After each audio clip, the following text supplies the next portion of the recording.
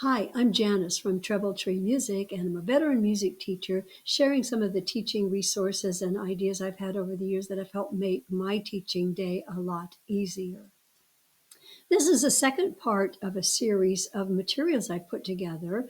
Part one was how to organize a music curriculum concepts map, and you take your teaching edition and map that out, and then add all of the other materials you like to use for a year-long plan. And the goal is to not ever have to do lesson planning again. Doesn't that sound exciting? Do it one and done, and then keep using that same plan over the rest of every year. You can always make little changes and bring it in.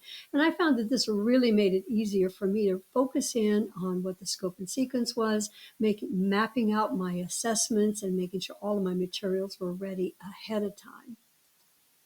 In this blog, we're going to follow up with doing our the curriculum map, and add to it a grade level unit. I'm going to get that map out. I'm going to look at my resources and my adoption for my music class. Oh boy. Okay, now I'm going to put together with the music curriculum map template, and add to it. The second part in this series is a grade level unit map, and that is a planning unit so that you can look at each unit at each grade level and get the key concepts and vocabulary ready to go for making that year-long planner set of lesson plans. Lesson plans it takes time. Planning your lessons takes time, but once you've got it, then you don't have to keep doing it year after year. And it makes your days, your months, and your years smoother.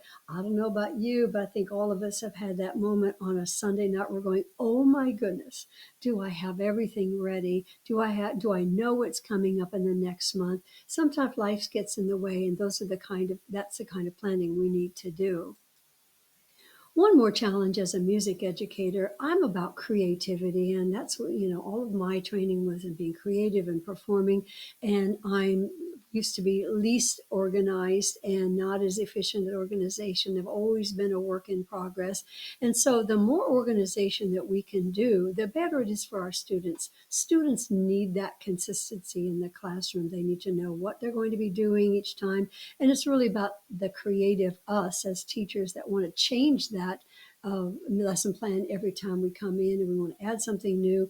And I think that's okay, but we've got to keep that format going. We've got to keep the concepts going. We need to know from year to year, month to month, what we're teaching, and that makes our teaching better. Make sure it's consistent for the kids so they feel they know what's going on every day. Another thing that's part of our planning as a music educator at the elementary level is all of the program planning and the activities and the field trips for the music.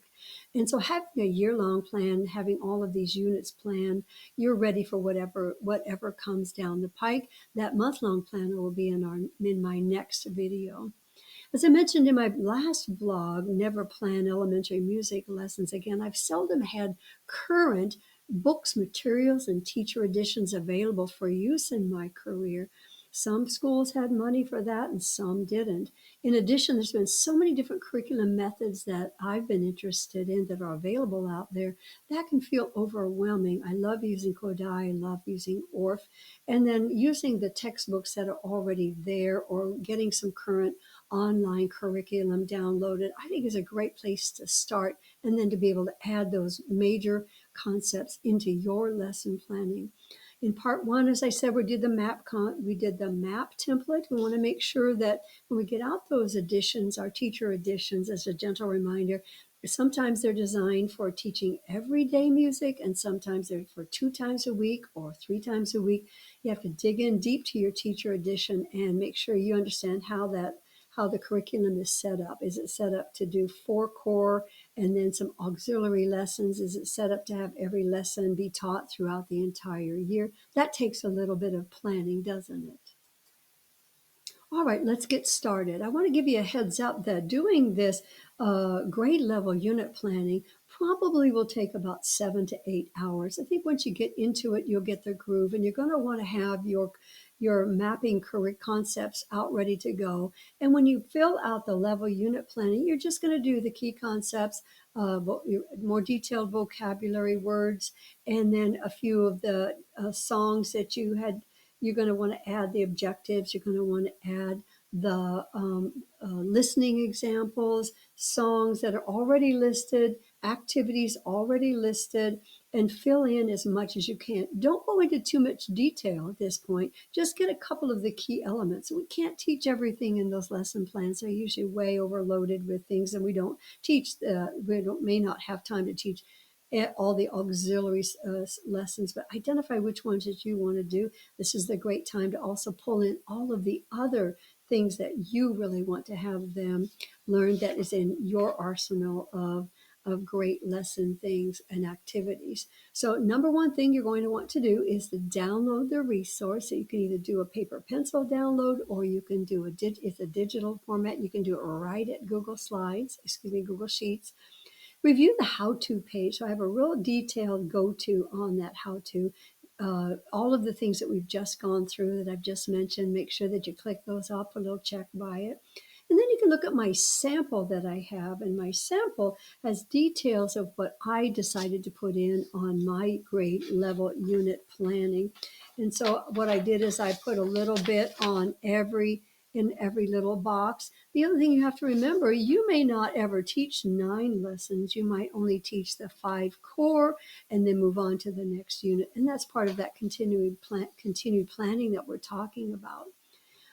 Be sure that you're using your maps and making sure that you have all your materials. I know I've already said that a couple of times, but you want to have everything just out ready to go. Included in this resource is a how to use guide, the template, and the template can be edited so that you'll have a page for each grade level and all of the lessons that you're going to do. You might have only want to teach 6 lessons or 7 lessons. The template has 9. You can delete or add any more that you need to. There's 9 lesson slots for each grade level, so you can put activities. I think key things are the assessment, so you always know which assessment you want to have already. Instruments that you're going to use. I'll talk in another blog about logging in or making a template for what instruments you use. I don't know about you, but I always tend to go to the same instruments. It's the drums, it's the hand drums, it's the recorders, it's the xylophones, and it's hard to get out of that zone. But if you do some planning, you can be planning for a guitar unit and a ukulele unit, a piano unit. That takes a little planning. So this is the place where we're going to do it. Google Sheets editable. You can also print. Do a double check as you go to the printer to make sure all the edges are available. All right, couple more details. I hope you're excited as I am about getting organized. Remember, we're going to be done after this set of organizing. You just use the same one each year. Make sure that, let's see what I want to say. Talking about printing the lessons, you don't need to print the lessons at this juncture. I would hold on and just wait to get to your lesson plans and make those copies available. But I was not a bad habit, but it was a habit of printing them and putting them in a curriculum book. And then I put them with my mapping and having that all together. So if I ever had to look, and we'll do a quick look to see if I'm doing that concept, or if I made sure I covered that vocabulary word, I can either look it up right in my paper notebook, or I could go right to my online program. At the bottom of this, in this blog, go ahead and troubletreemusic.com. You'll find a blog and a printed version of what we're talking about. Be sure to look for the next in the series of resources. So far, we've talked about curriculum mapping, and this one is unit planning. And next episode, part 3, is going to be mapping out the annual year-long calendar. That really helps, and we can be sure and put in all of our concert dates, all of our trips, and plan for how many weeks it'll take to cover a couple of the concepts. So that'll be the next in this series. Please let me know how these work for you. I'd love it if you could link, share, and subscribe. That helps me keep really on top of things and making sure I'm getting those out. I hope you're having a great year so far, and I hope this will really get you started on never having to write lesson plans. Again, it's only step 2. We're almost there.